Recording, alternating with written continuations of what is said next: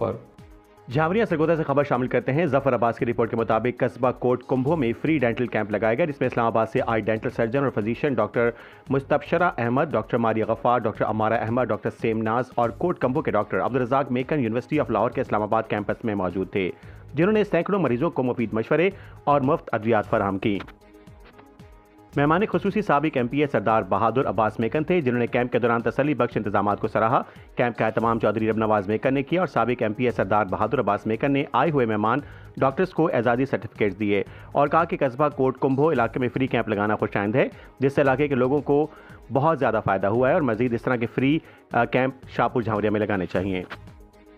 और मैं आई हूँ यहाँ पे कोट कुंभो लोगों को दांतों के बारे में अवेयरनेस देने के लिए, और फर्स्ट टाइम जो है यहाँ पे इस तरह का कुछ हुआ है एंड लोग